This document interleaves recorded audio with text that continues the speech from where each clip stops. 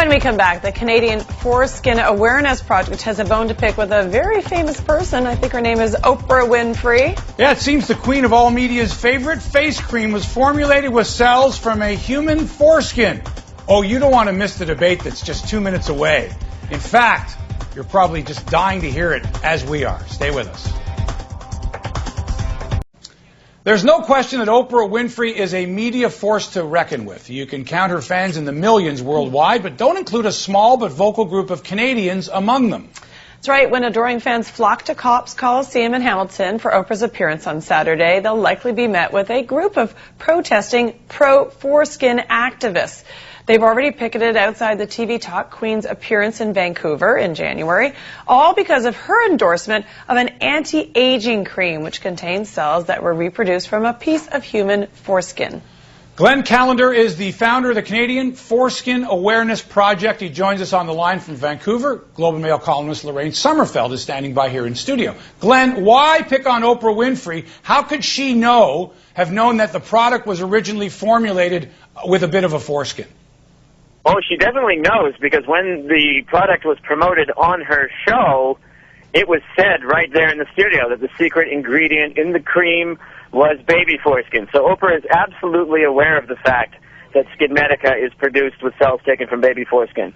She's the world's most famous user and promoter of this product, so that makes her a perfect target for our protest.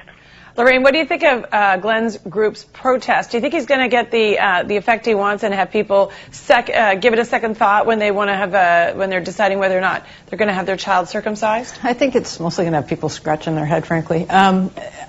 You know what? From what I've read about this cream, the original cells came from a foreskin, I don't know, like a long time ago, and they've been, making it other ways since then. What I wonder with all of this is if somebody has an issue with this, don't you take it up with the parents? We make decisions on behalf of our infant children and small children all the time, from immunizations to circumcision. This is where the discussion comes, is with the medical community and with the parents. Glen, how do you equate circumcision with female genital mutilation? Okay, well, in both cases, a child is held down without their consent, a knife is taken to their genitalia, and some of the most sensitive parts of their genitalia are stolen from them. It is true that in some parts of the world, female circumcision is certainly more radical and harmful to the female than male circumcision is here in North America. But to me, that's avoiding the point. It doesn't make it okay to cut our boys because people cut their girls worse in other places. All children have a fundamental human right to keep all of their body parts. And in Canada, our criminal code protects girls from any kind of genital tampering, including a tiny pinprick that removes no tissue. If you do that to a girl in this country, you can go to prison for aggravated sexual assault. On the other hand, you can do way more damage to a boy's penis. Circumcision removes well over half the nerves of the penis and the most sensitive parts of the penis.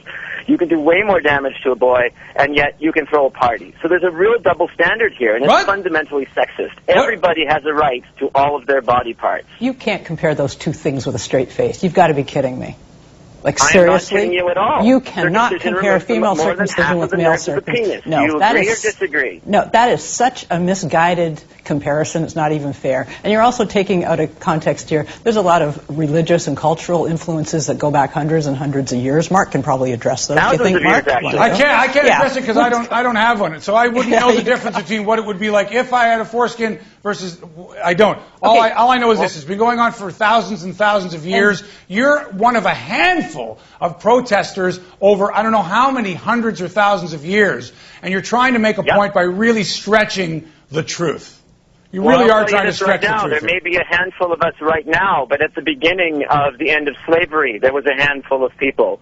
At the beginning of feminism, there was a handful of people. At the beginning of gay liberation, there was a handful of people. This is an ancient, one of humanity's most ancient forms of sexual abuse, and it is time for us to face the fact that taking a knife to the genitals of a child is sexual assault and a fundamental human rights violation. I believe this is the century when enlightened people around the world will recognize the institutionalized genital mutilation of children, all children, not just girls, as a crime against humanity.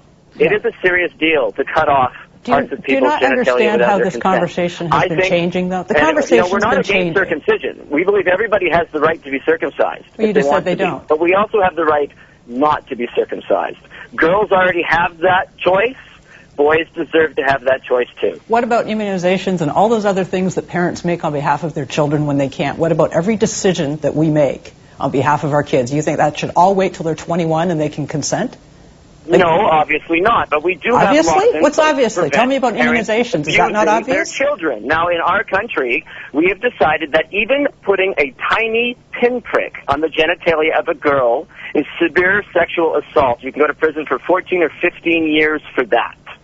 A boy does not have that protection. So we are saying to parents who want to circumcise their daughters, even with a pinprick, you do not have the right to make that decision on the behalf of your girl child. She has to make that herself when she comes of age. A boy deserves exactly the same You are respect. comparing two radically different surgeries. It's not a birth defect. It is a pleasure organ. Glenn. It is the most enjoyable part of a man's body. Glenn. And he has the right to get to know it himself and decide for himself if he doesn't want it. I just want to say, Lorraine, I don't think you could compare immunization with circumcision because one is endorsed by the Pediatric Society, and your doctor would say, yes, it's good for your child. The medical the other profession one is goes simply both ways on circumcision. It's not recommended. Routine circumcision is not recommended over time it by has pediatricians. Been, so I don't think you can compare those two. You can't. I'm just talking the Canadian about Pediatric Society right now is the circumcision of newborn babies should not be routinely performed. You're not going to, Glenn, you're not going to get the consent of the baby either way. The baby has no opportunity to say yes or no. There are a ton of other things that affect Yes. We've But they run do say out no of in Glenn, their we've run out of language time. while they're being Glenn, thank you circumcised. very much. Believe Glen me. I Callender, encourage your thank you. viewers to go Lorraine to the Canadian Sommerfeld, Foreskin thank you Awareness as well. website. Appreciate your time today. Thank you. I think you cut him off. I don't feel so good. Cut him off. When we come back, Charlottetown may become the first Canadian city to reserve downtown street parking for who? For expectant mothers and parents with small kids? Yes, those kids could be circumcised or not. These so-called pink parking spots have sparked debate, and we'll add to that sound and fury next on Square Off. Stay with us.